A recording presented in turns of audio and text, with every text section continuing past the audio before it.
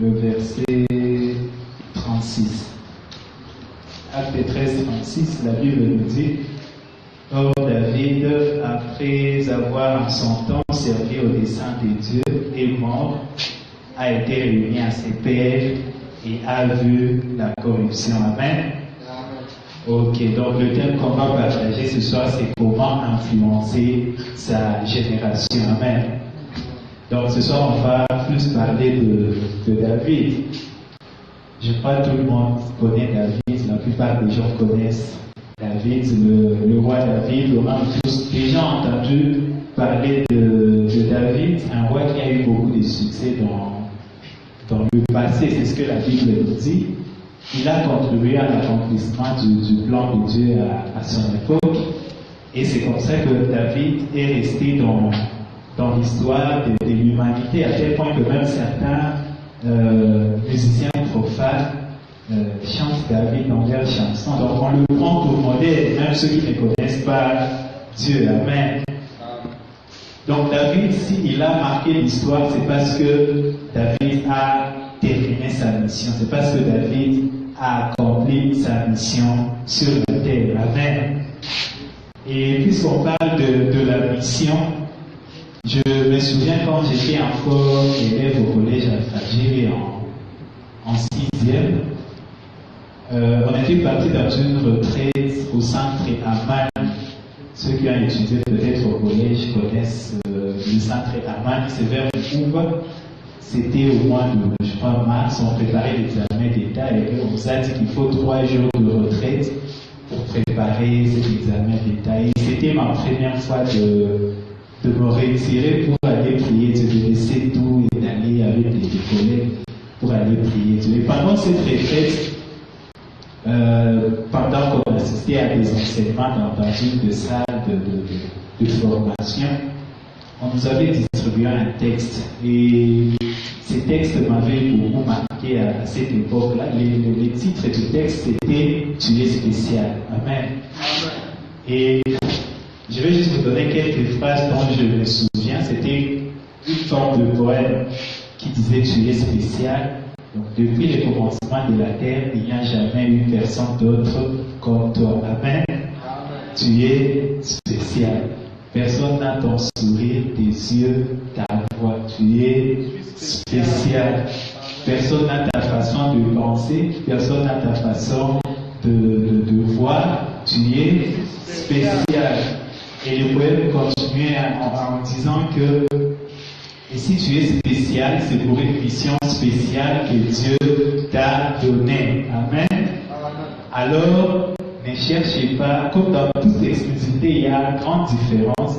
Ne cherchez pas à imiter les autres, mais célèbre plutôt tes différences. Amen. Parce que tu es spécial. Et le poème s'est terminé par un verset de la Bible qui dit « Parce que tu as du prix à mes yeux et que je t'aime. » Amen. C'est dans Ésaïe 43, 5. Amen.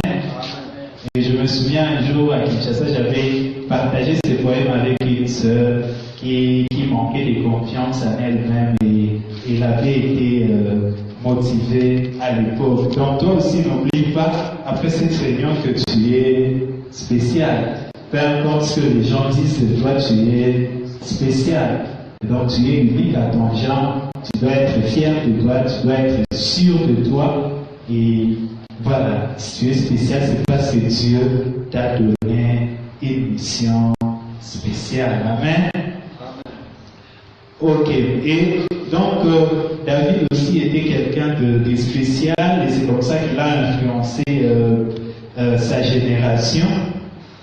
Nous avons dit que David, c'était quelqu'un qui a su en fait utiliser tout ce que Dieu lui a donné pour être une bénédiction pour sa génération. Et parce qu'on parle de l'influence, on va d'abord définir l'influence et puis je vais vous donner d'autres preuves, les choses qui prouvent que réellement David a influencé sa génération et puis je vais vous donner quelques secrets de David qui vont nous aider aussi à influencer notre génération. Amen. Ok, j'espère qu'on est ensemble jusque là. Voilà, donc quand on dit influence, c'est juste le fait d'avoir un impact sur les autres, le fait de laisser des traces, le fait d'être capable de pousser les autres à vous accompagner dans vos objectifs, de pousser les autres à vous suivre dans ce que vous faites, pousser les autres à suivre votre point de vue. Quand quelqu'un a de l'influence, c'est ce qui est à la base de ce qu'on appelle le leadership. Vous verrez quelqu'un, il est là, il ne vous force pas de faire des choses, mais parce qu'il vous influence beaucoup, vous vous soumettez facilement à ce qu'il fait. Amen. Il suffit qu'il dise un mot et tout le monde suit ce qu'il est en train de faire. Et quand on influence les gens, c'est dans beaucoup de domaines. Ça peut être sur le plan spirituel, sur le plan social, sur le plan intellectuel, ça peut être sur le plan artistique. Par exemple, les enseignants nous influencent sur le plan intellectuel, c'est eux qui nous forment. Amen. Ça peut être sur le plan spirituel, les pasteurs, c'est leur rôle d'influencer les gens sur le plan spirituel. Ça peut être sur le plan artistique, par exemple les musiciens, etc. Donc, il y a beaucoup de domaines et chacun de nous a un domaine où il peut influencer les autres. Amen. Et dans la Bible, on voit quelques personnages qui ont influencé leur génération. C'est le cas, par exemple, de Dorcas, c'est dans Acte 9. Dorcas qui s'appelle Tabitha. Quand elle était morte, il y a des femmes qui sont parties chercher Pierre pour qu'on les ressuscite. Et la Bible dit que Dorcas Dorcas faisait beaucoup de bonnes œuvres et des aumônes. C'est comme ça qu'il a tellement marqué les femmes de sa génération qu'à sa mort, on a dit à Pierre, on ne peut pas laisser Dorcas mourir. Donc, déjà Dorcas est à bout de tout, il faut le toi-même. Oui, et Pierre est venu rapidement et il a prié, et Dorcas est ressuscité. Je pense qu'ici aussi il y a beaucoup de futurs Dorcas. Amen. Les femmes qui m'ont influencé les autres en créant, je ne sais pas, des ONG, en fait, en agissant plus dans les domaines sociaux. Il y a beaucoup d'orphelins qui ont besoin de vous, vous, nos sœurs qui êtes ici. Et donc, je pense que vous pouvez être des Dorcas de cette génération. Il faut refuser de mourir et de ne pas être regretté, comme la Bible le dit. Il y a un roi qui était mort en Israël et la Bible dit il mourut sans être regretté. Vous savez, ça fait très mal. Tu meurs et personne ne te regrette. Donc, tout le monde dit en tout cas, il a bien fait de partir. Mais il était déjà devenu un fardeau pour nous. Amen. Donc, soyez des Dorcas pour cette génération. Il y a la femme samaritaine. Après sa conversion, elle est partie évangéliser dans toute la Samarie. Et elle a influencé toute la Samarie par l'évangile. Et je pense qu'il y a aussi des femmes ici qui peuvent devenir des grandes prédicatrices à influencer leur génération. Amen. Parce que tout est possible à Dieu. Amen. Et il faut juste se lever et être cette femme-là qui va influencer la nouvelle génération par la prédication de l'évangile. On voit Salomon qui a influencé sa génération par sa sagesse. Beaucoup de gens venaient chercher Salomon seulement à cause de sa sagesse. Daniel, par son intelligence. Joseph, par sa capacité à résoudre beaucoup de problèmes. Il a été devenu même premier ministre en Égypte. Et David, dont on va parler aujourd'hui, qui a influencé sa génération. David était un guerrier, David était musicien, David était poète, David était aussi danseur. Tout le monde se souvient de la danse de David. David était instrumentiste, il jouait la harpe. Vous vous souvenez quand le roi Saül était tourmenté par les démons, on est parti chercher David, et quand David jouait sa harpe, le roi Saul était apaisé. Et je prie que Dieu suscite des instrumentistes lorsqu'ils vont jouer le synthé, que les démons puissent sortir des corps des gens. Amen. Tu es tellement loin du Saint-Esprit que lorsque tu joues un instrument, c'est la salle qui tremble. Donc l'atmosphère change seulement parce que tu joues ton instrument. Je me souviens toujours de Renard Borg quand il jouait sa harpe. Il y a les paralytiques qui marchaient. Donc il prend juste sa harpe et commence à jouer. Et les paralytiques commencent à marcher dans la foule. C'est possible. Quand tu joues au clavier, qu'il y ait une atmosphère de gloire. Amen. Voilà, que Dieu suscite David au milieu de cette jeunesse. Amen. Voilà. Et David a tellement marqué son temps que on voit que David est cité parmi les héros de la foi dans la Bible. Il y a même Jésus qui a cité un épisode de la vie de David. Quand David était allé au temple, il a pris les pains qui appartenaient au souverain sacrificateur, il a mangé, mais il n'avait pas été châtié par Dieu. Donc il a brisé la loi, mais parce que Dieu l'aimait tellement, Dieu n'a pas pris ça avec rigueur. Amen. Donc David a vraiment marqué son histoire. On voit même dès sa jeunesse, David, quand il a abattu Goliath, il y a des gens qui ont acclamé David. Et David, il y a le roi qui commençait à le chercher. Il est même entré à la cour royale. Il est devenu chef. On lui a donné 1000 personnes qu'il devait gérer à l'époque. Et il est parti de victoire en victoire jusqu'à ce qu'il est devenu roi sur Israël. Et même quand il est devenu roi, on voit que même ses ennemis sont venus, comment on dit? Ses ennemis sont venus lui présenter, c'est pas leur doléance, en fait, ils sont venus se soumettre à son autorité. Parce qu'il était tellement influent. Amen. À tel point que Dieu, quand il parlait à tous les rois, il donnait comme référence David. Et il faut que, lorsqu'on parlera de autres, qu'on te cite aussi comme référence dans ta génération. Amen. Je ne sais pas dans quel domaine tu évolues, mais il faut que dans ton domaine, lorsqu'on parlera de ces domaines-là, qu'on cite aussi ton nom. Amen. Amen. C'est ça la volonté de Dieu pour ses enfants.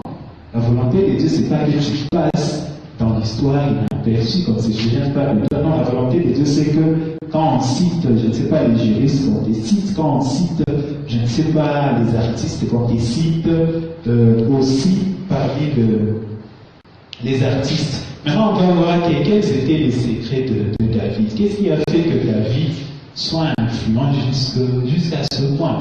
Au point que Jésus le cite, au point qu'aujourd'hui, nous parlons, je ne sais pas, des psaumes de David, tout le monde fait référence à David. Quand quelqu'un danse bien, on dit David, il danse comme David. Est-ce qu'il y a quelqu'un parmi nous qui a déjà vu David danser? Mais quand quelqu'un danse bien, on dit qu'il danse comme David. Mais personne n'a vu David danser. Il n'y a pas de vidéo qui montre comment David dansait. Mais tellement il a influencé les gens, cet épisode-là est resté dans l'histoire. Et il faut qu'il y ait de David en ces lieux. Le premier secret de David, c'est que David connaissait sa mission sur la terre. Amen. Il est très important de connaître sa mission sur la terre. Pourquoi tu es sur la terre? La Bible dit que David avait pour mission, Dieu a dit que c'est par David que je délivrerai Israël, mon peuple, de la main des Philistins et de la main de tous ses ennemis. Donc quand Dieu a oint David comme roi, il lui a donné une mission. Tu vas aller délivrer Israël de tous ses ennemis et tu vas les délivrer des Philistins. Donc la mission de David était très claire. Et David, depuis sa jeunesse, il a commencé déjà à marcher comme un guerrier. Déjà à l'âge, je ne sais pas, de 20 ans, il a tué Goliath. Pendant que tout le monde qui était censé combattre Goliath avait peur. Pourquoi? Parce que David, déjà, ayant su la mission que Dieu lui avait donnée, commençait déjà à se préparer en coulisses. Amen. Donc quand Dieu te donne une mission, il faut déjà t'entraîner pour que lorsqu'il va ouvrir les portes pour toi, ça puisse exploser. Amen. Et c'est comme ça que je m'inquiète quand je vois, par exemple, certains choristes faire des répétitions. Je me dis, bon, ils font des répétitions, pourquoi? Ceux qui ne connaissent pas encore leur mission. Quand on leur dit, viens à la répétition, c'est pour les aider. Quand on va t'exposer comme ça dans le public, que tu sois efficace, que tu inspires les autres, que tu transmettes la vie de Dieu, que tu pousses les peuples de Dieu dans l'adoration. Mais beaucoup de gens, apparemment, n'aiment pas les répétitions. Mais David, qui connaissait sa mission, qu'il sera roi, il sera guerrier, il commençait déjà à se préparer. Quand il a vu l'ours venir menacer ses brebis, il a arraché la brebis de la bouche de l'ours, et il a tué l'ours. Parce qu'il avait déjà cet esprit-là en lui. Il savait que si je dois diriger un jour mon peuple, je dois commencer ici, là où personne ne me voit. Je dois commencer par tuer les animaux. Et c'est comme ça qu'il a eu la force d'aller affronter Goliath. Vous imaginez l'armée de tout un pays a eu peur d'un homme. Et il fallait un petit jeune homme pour abattre Goliath, alors qu'il n'avait aucune expérience du combat. Mais ce que les gens ignoraient, c'est qu'il s'est préparé déjà derrière le brebis. N'attendez pas quand tu vas, je ne sais pas, te lever devant 10 000 personnes pour commencer à prendre des répétitions au sérieux. C'est aujourd'hui le moment qu'il faut tout prendre au sérieux. On te dit, tu vas conduire, je ne sais pas, les cultes. J'aime même une semaine si tu le peux. Parce que c'est ta façon de te préparer pour cette mission que Dieu t'a destinée. Mais les jeunes, aujourd'hui, nous sommes très négligents. Même quand tu as déjà découvert, je ne sais pas, ta mission sur la terre, tu sais que moi, je sens comme si Dieu veut que j'évolue dans tel domaine de ma vie. Tu ne prends pas le temps de te préparer. petites opportunités, tu laisses passer ça comme ça. Tu ne prends pas encore ta mission au sérieux. Mais David, depuis sa jeunesse, il a pris son appel, sa mission très au sérieux. À tel point qu'il a affronté Goliath. Je ne sais pas, il suffit juste de rentrer dans l'histoire pour comprendre qui était Goliath. Il faut comprendre les Philistins. T'imagines Saül, un roi qui avait l'expérience de la guerre depuis des années, il a tremblé face à Goliath. Il n'osait même pas sortir, je ne sais pas, de son palais royal. Mais il a fallu un jeune homme. À tel point que lui-même, il a regardé David, il a dit, mais de qui es-tu fils? Parce que c'est ça, mais comment un petit comme ça peut tuer un géant comme Goliath? Il est entré à la cour du roi. Amen.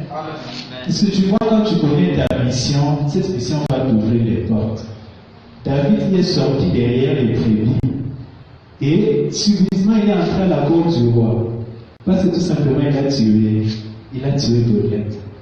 Et l'histoire de sa vie a changé. Tu t'imagines, tu quittes, je ne sais pas où, je ne sais pas quel quartier, et on te dit à la présidence que désormais tu vas rester ici comme conseiller, etc. etc. C'était ça David. Il a quitté derrière les brebis et il est entré directement à la cour royale, sans audience. Donc on a juste récupéré, on lui a dit tu rentres, on a appelé son papa, et ce petit ne va plus rentrer. Il reste au service du roi. Et c'était le début de sa destinée glorieuse. Amen. Alors ne négligez pas votre mission sur la terre. Bon, quelqu'un va me dire, mais comment je vais connaître ma mission sur la terre? Bon, en fait, il faut connaître sa mission, c'est vrai, il faut chercher Dieu, il faut demander à Dieu pourquoi tu m'as créé sur la terre, etc. Mais cette mission, tu peux la connaître, ça vient sous plusieurs formes. Ça peut être sous forme d'un rêve, dans un songe, comme Joseph. Tu dors et voilà, tu as un songe que tu vas devenir ceci ou cela. Joseph avait rêvé qu'il va revenir sur ses frères, etc. Et tout le monde a compris que ce petit est appelé à être grand. Ça s'est réalisé plusieurs années après, mais Dieu lui avait déjà révélé ce qu'il attendait de lui dans un songe. Ça peut être au travers, je ne sais pas, d'une prophétie. Quelqu'un peut venir te dire, Dieu me dit que toi tu seras ceci ou cela. Un peu le cas de David, il y a le prophète Samuel qui était venu lui dire, Dieu m'a dit de te oindre pour être roi d'Israël. David était berger, et c'est sûr qu'on est préparé peut-être à toujours garder, à veiller sur les brebis de son père. Mais le prophète lui a dit, non, ta place n'est pas derrière les brebis. Dieu me dit que tu seras le roi de tout Israël. Et David a compris que ma mission, c'est de devenir roi de tout Israël. Et combien d'entre vous ici ont déjà reçu les promesses de la part de Dieu? Combien? Un par un, levez votre main. Si tu as déjà reçu une promesse de la part de Dieu que tu seras ceci ou cela. Personne. Ah, ok. Gloire au Seigneur. Au moins, il y a des gens qui ont déjà reçu des promesses. Ça signifie qu'il y a des gens déjà qui connaissent à quoi ressemble leur mission. Parce que ça vient aussi sous forme de promesses. On te dit, toi, tu seras ceci, tu seras cela, tu seras ceci, tu seras cela. C'est une façon pour Dieu de nous révéler sa volonté pour notre vie. C'est à toi de saisir cette promesse et de commencer à travailler là-dessus. Ça peut être sous forme d'un fardeau. Tu sens que moi j'aime faire telle chose. Il y a telle chose qui me fait mal. Quand je vois ça, je me dis qu'il faut que les choses changent dans ce domaine. Vous voyez Néhémie, Dieu ne lui était pas apparu comme ça. Néhémie va reconstruire le muraille de Jérusalem. Non. Néhémie est juste revenu à Jérusalem. Il a vu que le muraille était en ruine et tout. Et Dieu a créé ses fardeaux en lui. Il a commencé à pleurer sur Jérusalem pour dire que Dieu, tu dois changer Jérusalem. Donc, je ne sais pas quel fardeau est dans ton cœur. Il y a des gens, c'est quand il arrive seulement à l'hôpital, il voit des malades qui commencent à pleurer. Peut-être que Dieu t'a donné un ministère particulier pour prier pour les malades. Tu vois seulement les enfants de la rue et ça te fait mal. Peut-être que Dieu veut que tu puisses un jour t'occuper des enfants de la vu. Quand tu es à l'église, tu vois quelqu'un prêcher, tu dis non, c'est pas comme ça qu'on prêche. Et ça te révolte un peu. Tu te dis, mais je dois devenir aussi prédicateur. Ou je ne sais pas, tu vois quelqu'un chanter, toi tu entends toujours les mauvaises notes là où tu es assis. Donc ça signifie peut-être que Dieu veut te montrer les erreurs des autres pour que tu viennes les corriger un jour. Amen. Alors il ne faut pas négliger tout ce qui se passe en toi, tout ce qui se passe dans ta tête. Il y a seulement des gens quand ils voient une chose comme ça, ils se disent non, ça ne peut pas se passer comme ça. Alors sache que si tu ressens souvent de telles choses, sache que peut-être que tu as un appel particulier dans ces sens-là. Des fois, tu regardes seulement les couples d'aujourd'hui, tu te dis, comment est-ce que les mariages sont devenus bizarres comme ça? Et du coup, tu as un fardeau, peut-être que Dieu t'appelle à un ministère, je ne sais pas, d'encadrement de couple, peut-être. Et c'est à toi de savoir quel est ce fardeau-là que Dieu a mis sur mon cœur. Donc, ça peut être sous forme d'une passion, tu as le désir de faire quelque chose. Dieu a plusieurs façons de nous révéler sa mission pour nous. La Bible dit que Dieu parle tantôt d'une manière, tantôt d'une autre. Amen. C'est à toi d'avoir les discernements pour savoir qu'est-ce qui t'appartient et qu'est-ce qui ne t'appartient pas. Parce que Dieu a plusieurs manières de nous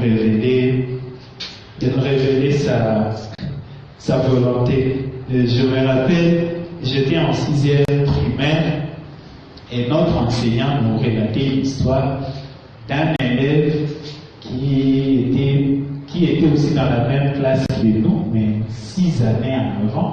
Donc quand on était en première primaire, il était en 6e primaire. Maintenant quand on est arrivé en 6e primaire, l'enseignant a commencé à nous parler de cet élève-là, comment il était parti au collège, il a fait de chimie, il est sorti lauréat du collège, et puis il est parti à Kinshasa, etc., etc. Et là où j'étais, cela avait créé une sorte de rêve en moi. Donc, chaque jour, je commençais à me dire, ok, bon, si je vais étudier au collège, je vais faire de chimie, je dois aussi finir lauréat de ma promotion, etc., etc. C'était comme de la blague. Et chaque jour, ça me revenait. Je me disais, je peux étudier au collège. Donc, quand il y avait l'examen, la test d'admission, je pars. J'avais fait le test à Bouygué au collège. On m'avait d'abord été mis à Bouygué. J'ai étudié pendant 1 mois à l'Institut Bouygué. Et puis au collège, je pars à la télé. On m'a dit non, tu peux venir étudier au collège, etc. C'était bizarre. Jusqu'à ce que j'ai fait aussi de chimie au collège. J'ai fini aussi lauréat de ma promotion avec presque le même pourcentage que le monsieur dont vous avez parlé à l'époque. Je suis aussi parti à Kinshasa comme le monsieur, etc., etc. Donc c'était un rêve quand j'étais encore en 6e primaire, mais qui s'est transformé en réalité petit à petit. C'est après avoir réalisé cela que je m'étais rendu compte, mais c'était vrai. Donc, c'est que le monsieur nous avait raconté, m'avait tellement travaillé que sans le vouloir ou le savoir, ça a suscité un rêve à moi et j'ai poursuivi ces rêves-là. Amen. Donc, Dieu a plusieurs manières de nous parler et c'est à nous de savoir ce que réellement Dieu attend de nous. Donc, nous devons tout faire pour chercher à discerner la volonté de Dieu pour notre vie. C'est la demande, c'est vrai, de chercher Dieu par la prière. Beaucoup de jeunes sont très distraits au point que savoir pourquoi ils sont sur la terre, ça ne les préoccupe pas. Donc, etc. Il n'a pas d'objectif, il ne sait pas où est-ce qu'il va. Quand ses amis font médecine, il va en médecine. Quand il voit que là, ça ne va pas, il change, il va en droit.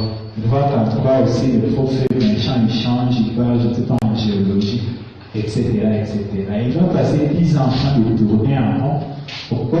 Parce qu'il n'a pas eu le temps de s'arrêter un peu et de dire à Dieu, mon Seigneur, là, je suis dans l'embarras de choix, dis-moi, qu'est-ce que tu veux que je fasse? Ça peut aussi passer par là. Juste le choix, je ne sais pas, d'une faculté ou d'une section, et paf, tu as une lumière par rapport à ta destinée. Amen. Alors ne prenez pas vos vies à la légère, prenez votre vie au sérieux. Quand vous faites une chose, faites-le sérieusement et cherchez toujours la volonté de Dieu. Deuxième chose qui a permis à David d'influencer sa génération, c'est que David savait mettre en valeur ses dons et ses talents. On l'a déjà dit, David, au-delà d'être roi, David était musicien, David était poète, David était danseur, etc. David était conducteur de louanges, etc. Et David a su utiliser tous ces dons-là pour, en fait, marquer sa génération. Et aujourd'hui, nous parlons des psaumes de David. Pourquoi? Parce que David a utilisé les dons qu'il avait de poésie et tout pour nous écrire les psaumes. Amen. Alors, quels sont les dons que Dieu vous a donnés? Parce que ce sont ces dons-là qui vont vous permettre d'influencer les autres. Je ne sais pas si c'est les dons de chanter, d'écrire, d'enseigner. Je ne sais pas, les dons, il y en a beaucoup. Si vous lisez Romains 12, il y a beaucoup de dons. Les talents, chacun de nous vient sur la terre avec quelque chose de la part de Dieu. Tu peux être, je ne sais pas, doué en mathématiques, en histoire, en philosophie, ça dépend. Mais c'est à toi de découvrir qu'est-ce que Dieu a réservé pour moi et d'utiliser, de mettre en valeur ces dons. C'est comme ça que tu vas laisser des traces dans l'histoire. Si tu n'utilises pas tes dons, tu vas passer et mourir sans être regretté. Personne ne va se souvenir de toi et c'est malheureux de mourir sans être regretté. Moi, je n'aimerais pas mourir sans être regretté. Depuis un temps, je m'étais donné une discipline, je m'étais dit partout où je passerai, je dois laisser mes traces. Peu importe ce que cela va me raconter, que je dois laisser mon empreinte. Il faut que partout où je passe, que les gens se souviennent de moi. Amen. Amen. Voilà, je ne sais pas si toi aussi tu vas faire la même chose, mais je t'encourage aussi à faire de même. Parce que c'est comme ça que tu vas vivre joyeux, tu vas vivre épanoui. Il ne faut pas passer inaperçu. Non, il faut être regretté. Quand tu quittes quelque part, que les gens se souviennent de toi. Se disent non, il doit encore rester, ou bien il doit encore revenir, ou bien, etc. Etc. En fait, quand tu utilises des dons, ce sont ces dons-là qui vont t'ouvrir des portes. Vous savez, Joseph en Égypte, qu'est-ce qui a fait de lui ce qu'il est devenu? L'interprétation des songes. C'est ce qui l'a amené à la royauté. Joseph savait interpréter les songes, et lorsqu'il s'est retrouvé en prison, c'est l'interprétation des songes qui l'a amené juste vers le roi. Toi, peut-être tu peux négliger ces dons d'interprétation des songes, mais c'est ce qui a amené Joseph jusque chez les pharaons. Donc, Dieu a créé un besoin, et pour répondre à ce besoin-là, il fallait seulement qu'on fasse appel à Joseph. Et comme il y a quelqu'un qui connaissait que Joseph sait interpréter des songes, on est parti chercher Joseph. Et il y a quelqu'un peut-être qui dira, oui, je connais quelqu'un qui sait faire ce travail-là. Il faut aller le chercher. Et c'est comme ça que peut-être ta vie va changer. Alors il faut aiguiser tes talents, il faut aiguiser tes dons pour être une bénédiction pour ta génération. En fait, ton don ou ton talent, c'est ça ta richesse. Donc quand Dieu t'a mis sur la terre, il a mis en toi des choses et il savait que c'est à travers ces choses-là que tu vas aller jusque dans ta destinée. La première fois que David est entré chez Saül, c'est quand c'était pour jouer l'instrument. Saül avait des problèmes avec un démon et les gens disent, on connaît un jeune homme qui joue bien. Quand il va jouer, ça va t'apaiser. Il a dit, allez chercher ces jeunes hommes. On est parti chercher David. Et il a joué et le roi était apaisé. C'était sa première fois d'entrer à la cour royale. À cause d'un don, c'est pas parce qu'il jouait l'instrument. Tu ne sais pas là où ton don, tes talents peuvent t'amener. C'est vrai concernant les dons et les talents, chacun reçoit, il y en a qui reçoivent beaucoup plus que d'autres. Mais quand tu utilises bien les peu que Dieu t'a donné, ces peu-là vont t'aider aussi à réaliser tes rêves. Amen. Parce que Dieu n'est pas injuste. Quand il te donne un talent, il sait qu'avec ce un talent-là, tu peux bien vivre avec ça. Amen. Et quand il donne à quelqu'un d'autre 5 talents, il sait que celui-là, il est en mesure d'utiliser ces 5 pour impacter sa génération. Donc, ne descends pas un peu, on dit, il n'y a pas d'injustice quand tu n'as qu'un seul talent. Non, ça signifie que Dieu a vu que c'est ce que tu sauras gérer. Alors gère bien ce talent-là que Dieu t'a donné. Si seulement tu sais cuisiner, alors commence à bien cuisiner, ouvre des restaurants, etc. Voilà, donc peut-être que Dieu veut que tu sois une bénédiction pour les autres, seulement à partir de la cuisine. Ne néglige pas le peu que Dieu t'a donné, sinon il va prendre ce peu-là et le donner à quelqu'un d'autre. Parce que la meilleure façon de résoudre les problèmes, c'est d'utiliser les dons et les talents que Dieu a mis en toi. Amen. David recherchait Dieu dans tous ses projets. Et nous devons rechercher Dieu dans les finances. Pendant que nous voulons changer de carrière dans le ministère, pour le mariage aussi, nous devons chercher la volonté de Dieu. Vous devez prier pour trouver une fiancée. Et après avoir trouvé une fiancée ou un fiancé, vous devez encore continuer à prier. Parce que trouver un fiancé ou une fiancée ne signifie pas nécessairement que c'est cette personne-là que Dieu veut pour toi. Amen. Amen. Pendant que vous êtes dans les fiançailles, continuez à prier pour que Dieu confirme réellement que c'est cette personne-là. Parce que mieux vaut rompre une fiançaille que se séparer dans les mariages. Même à une semaine du mariage, si Dieu te convainc qu'il faut rompre, il faut rompre. Je me souviens d'un frère qui avait sa fiancée.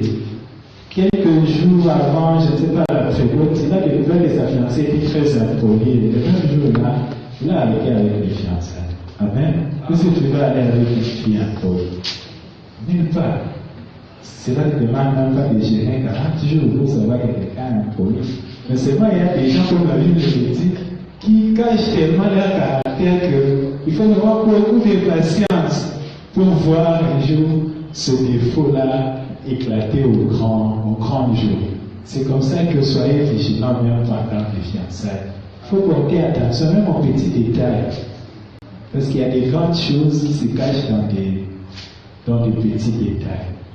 Quelqu'un peut se camoufler, il te donne une bonne image pendant des années, mais un jour, comme la Bible le dit, les mauvaises œuvres finissent par te